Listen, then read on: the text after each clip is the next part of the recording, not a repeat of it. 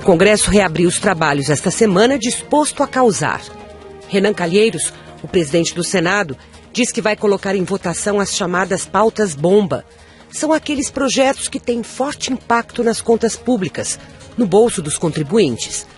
Tudo isso no momento em que governo e oposição redefinem as estratégias, abaladas com a onda de manifestações que varreu o país em junho. Depois de ver naufragar suas propostas de reforma política, a presidente Dilma Rousseff tenta reconstruir as pontes com a base aliada. No lado da oposição, as dificuldades não são menores. Os tucanos ainda não conseguiram sair da paralisia. Eduardo Campos, do PSB, preferiu submergir. E a ex-senadora Marina Silva luta para viabilizar seu novo partido a tempo de disputar a sucessão presidencial no ano que vem. Será que os políticos vão ser capazes de se reconciliar com o novo Brasil dos protestos e das cobranças? Onde vão ocorrer os próximos dramas da política nacional? Nas ruas e praças ou nos palácios e plenários? Junho pode se repetir? Pelo sim, pelo não, vale a advertência do escritor Henry Miller, abre aspas, trame, planeje, calcule, mas sempre conte com surpresas à frente. Fecha aspas. Para falar de política, de surpresas e das estratégias do governo e oposição rumo às eleições de 2014, recebemos Gaudêncio Torquato, consultor, professor de comunicação política da USP, e Edson Nunes, professor de ciência política da PUC de São Paulo e do Núcleo de Pesquisas em Políticas Públicas da USP. Sejam muito bem-vindos. Nós estamos aqui recomeçando o semestre político, não é? Hoje o Congresso voltou ativo, embora o presidente da Câmara não tenha aparecido, mas o Senado apareceu e os senadores do PMDB se revezaram em ataques muito fortes ao governo e ao tratamento que recebem. Vocês acham que o cenário pode melhorar para a presidente Dilma ou vai continuar tenso como estava antes?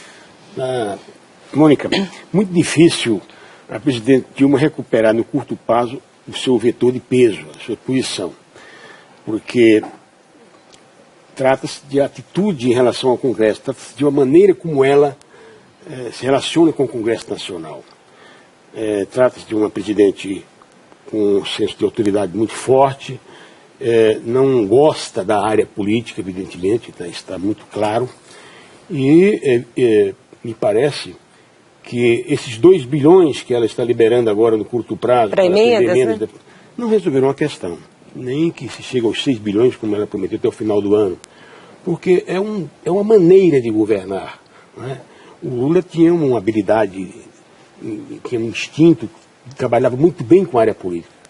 A presidente Dilma não. Na verdade, ela cada vez mais se afasta. Então, eu acredito que essa crise de relacionamento vai continuar, na minha visão. Até porque há uma insatisfação muito grande nas casas congressuais, tanto na Câmara quanto no Senado. A base dela na Câmara soma hoje 450 parlamentares. Mas de fato, quanto elas têm? De fato, ela hoje não contaria nem com 150 deputados, pelo que se diz. Os senadores hoje diziam que o problema era grave na Câmara, porque a base dela está esgarçada, e isso é um problemão. Eu acho que tem 2 problemas aí.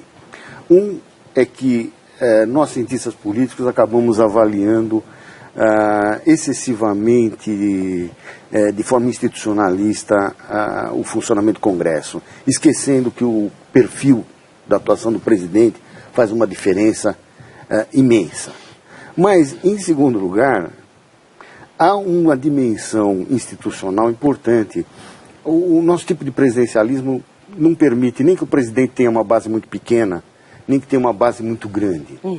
Porque a base grande só expõe a natureza das divergências do heterogêneo que compõe essa base. E nada é tão heterogêneo como a base da presidente Dilma. Exatamente. Então, o problema é o seguinte: ou o perfil do presidente tem autoridade suficiente para formar preferências, mas ele precisa conversar muito, ou então esgarça-se essa maioria porque ela fica sem rumo no que decidir.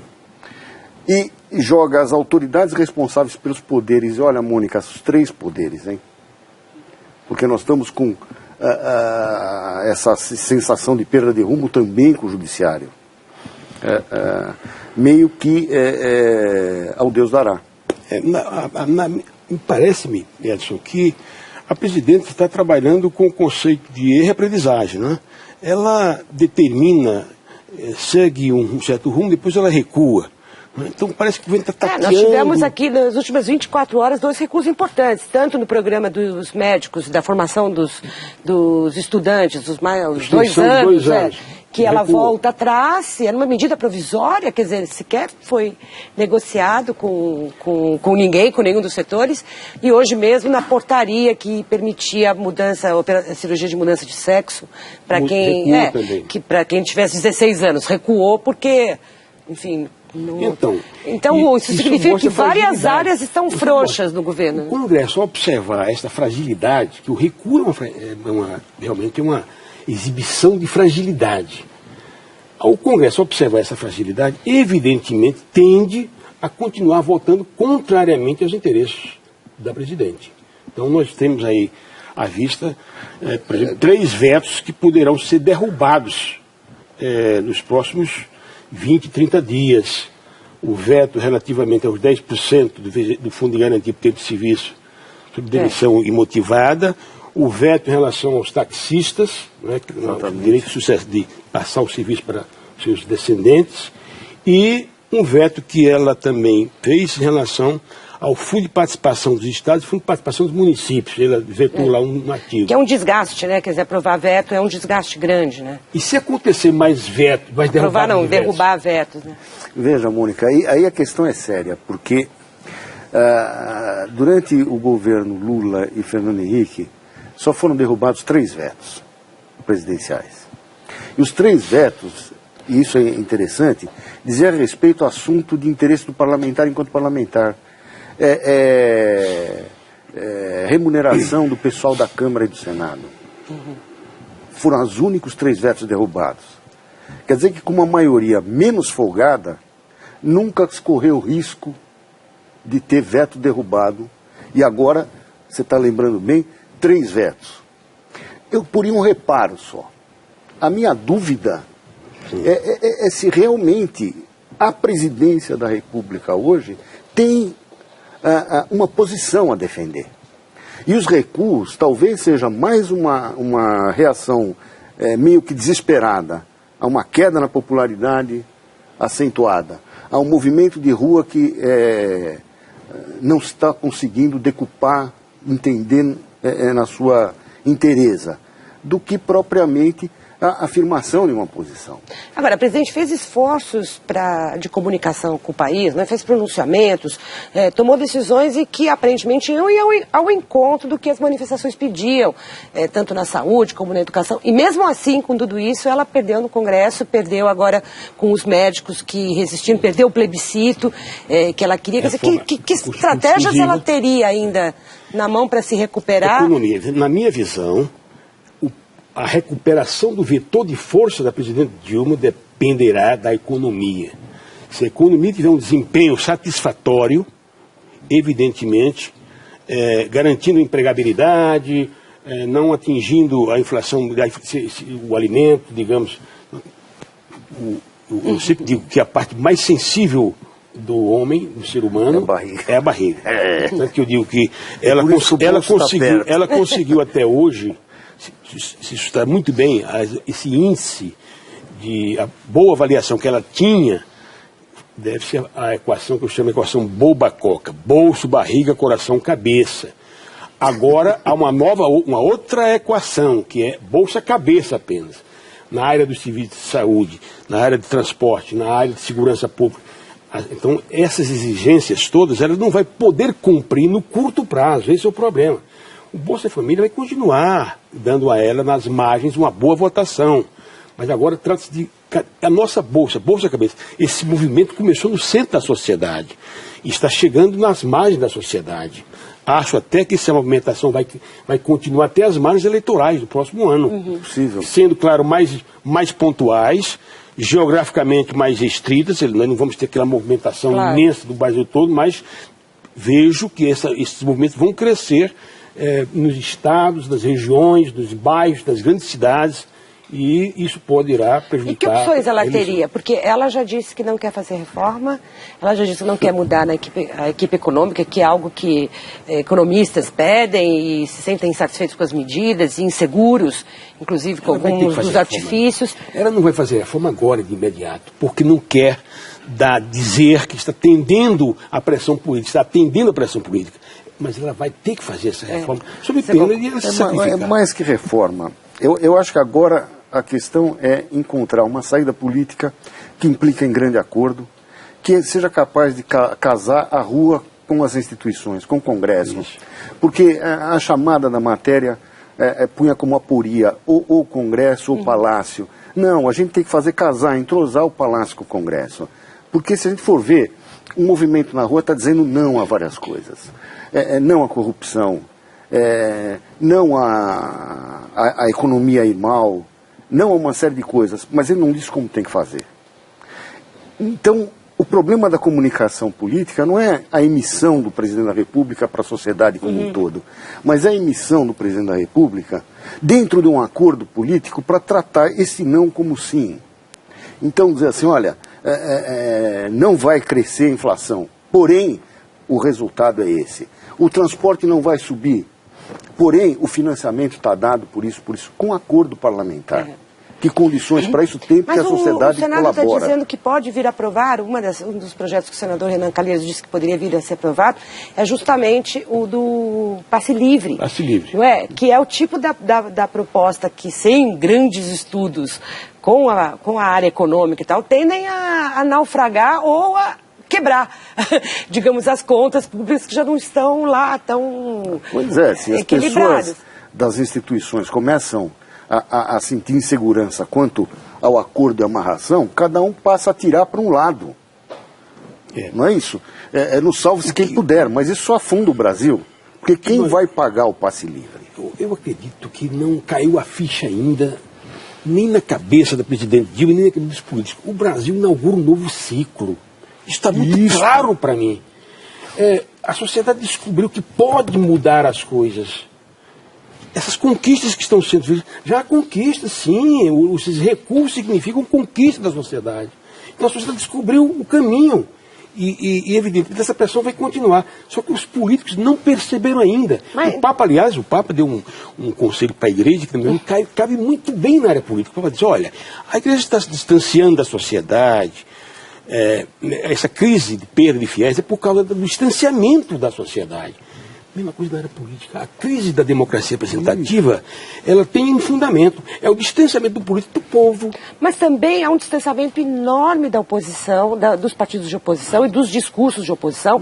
A gente vê as pessoas cobrarem do governo, tirarem o seu apoio na medida em que a popularidade da presidente despenca, mas isso não está sendo capitalizado em termos de discurso. As oposições também não têm discurso algum a oferecer à sociedade brasileira. E o que isso significa? O que isso significa?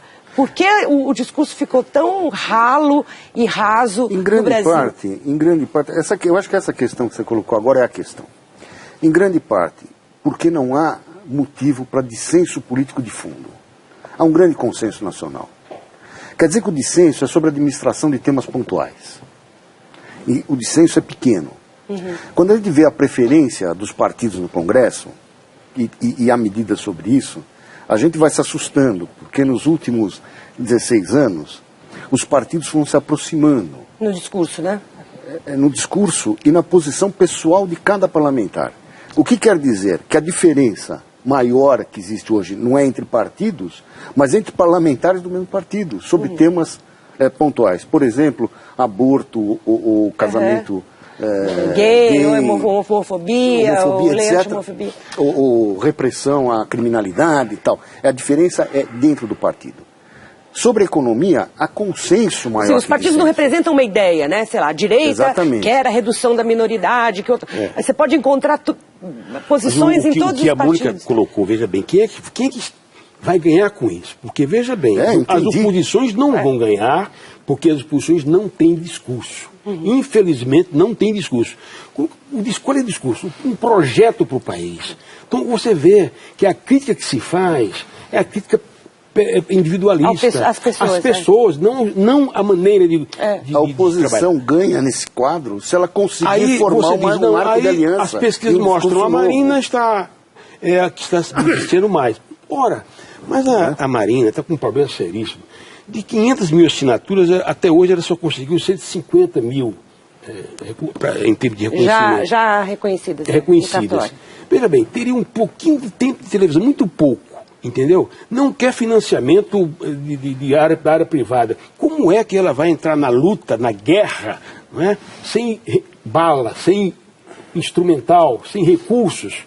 Então é complicado. Então, eu vejo o cenário muito complicado em termos da Marina, por exemplo. Mas, de certa forma, então, na medida em que o Edson aponta aqui que o dissenso é mínimo e é entre pessoas, não é entre as grandes ideias para o Brasil, de fato a gente não vê esse debate sobre grandes ideias em oposição, em choque, não há essa tensão do debate, o que vai acontecer em termos de discursos eleitorais e da própria presidente? E outra, a manifestação, então, apontada como difusa, estava certa no seu diagnóstico. A gente quer gestão. Já que todo mundo mais ou menos concorda com a forma, o problema é que vocês administram isso muito mal. Exatamente. Ou seja, vamos ter uma discussão, a nossa política vai se limitar à questão da gestão, do gerenciamento? Veja, agora nós estamos num momento em que a política pode falar alto se algum desses líderes realmente liderar. Isto é, conseguir um diagnóstico de como é possível um novo pacto que envolva mudanças na área econômica para enfrentar as dificuldades que nós estamos tendo e mudanças na forma de gestão das políticas públicas para satisfazer os anseios mais simbólicos do que reais. O que é mais simbólico? Fazer com que, de certa forma, a maioria dos brasileiros percebam que estão sendo cuidados pelo seu Estado, pelos seus líderes. Quem fizer isso leva. Caso contrário, nós estamos jogando dados... Na verdade, você está colocando que quem fizer, ele leva. A sociedade hoje quer resultados, realmente, age de maneira muito pragmática. As oposições não vão ter condições de fazer isso, apenas vão fazer discurso, mas não absolutamente não vão ter condições de apresentar nada. A presidente Dilma ainda tem condições de recuperar o seu vetor de peso se conseguir dar respostas afirmativas, positivas, com resultados concretos no tempo que... Bom, há uma semi-oposição que pode pleitear a vantagem de uma situação e de outra.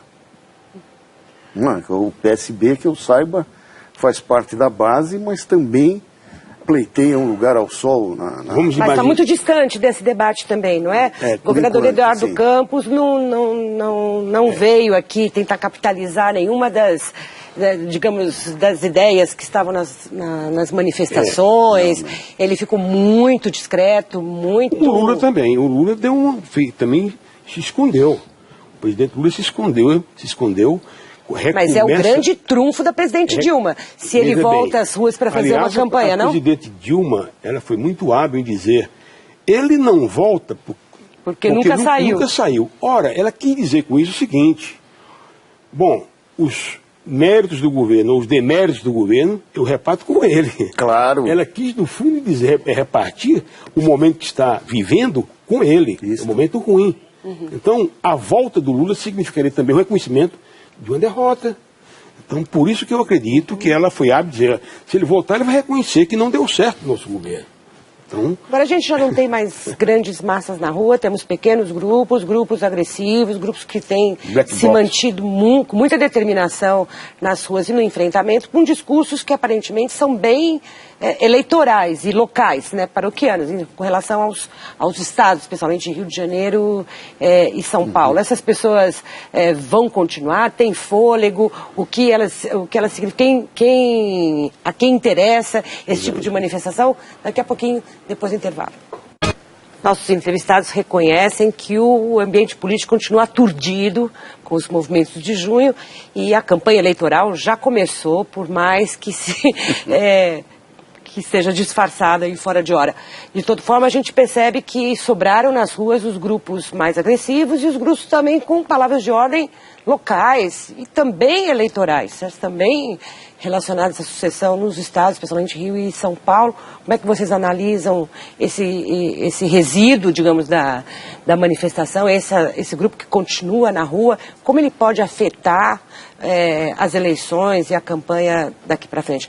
Ou seja, o ano de 2014 vai ser uma campanha eleitoral como a gente não vê há muito tempo, né? Provavelmente. Veja, eu acho que um jeito de ver é os grupos que remanescem. Um outro jeito de ver é o que torna a ação desses grupos aceita pela maioria da sociedade. E aí se faz eco a uma coisa que não vai morrer, mesmo que eventualmente a gente tenha uma paralisação dessas manifestações, que é o sentimento de exclusão que está por trás. Daí, como cientista político, acho que é útil lembrar a responsabilidade dos políticos num quadro como esse, porque nós temos 30% da população que gosta da ideia da democracia, mas acha que a democracia ideal não tem nem congresso nem partido. Porque pensa exatamente... Isso tem outro nome, né? Não é democracia. Pois é, as pessoas no imaginário delas se dão a liberdade de achar que seria democracia porque o povo estaria representado na sua bela unidade. A gente sabe que o resultado prático disso é ruim. Os políticos, eu acho que tem que soldar esta questão para voltar a fazer com que a democracia tenha sentido. Eu vejo que esses movimentos vão continuar, até porque a sociedade criou e está consolidando esses novos polos de poder. A crise da democracia representativa criou um distanciamento muito grande entre a política e a sociedade. Este vazio no meio está sendo ocupado por essas entidades organizadas. Então, essas entidades organizadas abriram locução e vão continuar expandindo sua locução e a sua movimentação nas ruas. Então, o que nós vamos ver realmente é essa miríade de entidades tomando conta das... com suas diferentes reivindicações, aí sim, focadas e menores, né? Focadas, mas alertando para o que o Edson também colocou aqui, que realmente não existe democracia sem a instituição política. É um perigo muito grande, nós vamos cair num anarquismo, nós vamos cair num sistema realmente autoritário. Pode surgir alguém aí, um oportunista, e para ocupar esse espaço. Então, realmente, precisa colocar em ênfase essa questão da democracia que precisa da instituição política. Já que a gente falou de campanha do ano que vem, vocês acham que o marketing político, como a gente conhecia, vai dar conta da eleição de 2014? Eu gostaria de responder essa pergunta rapidamente. Seguinte, que nós vivemos realmente no pleno estado de espetáculo. E o marketing político, ele na verdade é um instrumento desse estado de espetáculo, essa cosmetização, essa espetacularização da política, muito bem. Mas, depois que o Papa passa por aqui, de maneira fresca, dá um recadinho, gente, com sua malinha, né, subindo no avião, de maneira simples, pedindo humildade, pedindo modéstia, simplicidade, este puxão de orelhas foi para a área política também, não só para a igreja, para a área política. Então, eu acredito que este marketing vai mudar. O eleitor vai querer um político mais real, mais verdadeiro, mais perto de si, sem essa firulação, sem essa mentira, sem essa transformação, essa perfumaria. Concorda? Acredito que nós vamos cair mais na realidade. Eu concordo, acrescentando só um detalhe bobinho aqui. Se não aparecer um estadista, porque se aparecer um estadista, a comunicação política passa a ter a verdade de um pacto novo, a verdade de uma articulação nova. Então, não é só a perfumaria, é onde a espetacularização cria uma entidade política representando a esperança nova do povo brasileiro. Eu adoraria poder votar num homem que trouxesse uma resposta dessa natureza, ou uma mulher. Ou uma mulher. Ou uma mulher, não estou excluindo nenhuma possibilidade, desde que a gente pudesse ter esse discurso que vivifica a realidade. E a gente vai aguardar para ver o que acontece, o que os partidos preparam para nós. Muito obrigada, Gaudêncio, muito obrigada, Edson, pela participação aqui no Entre Aspas, e obrigada a você também que nos acompanhou. A gente volta na terça-feira. Até lá.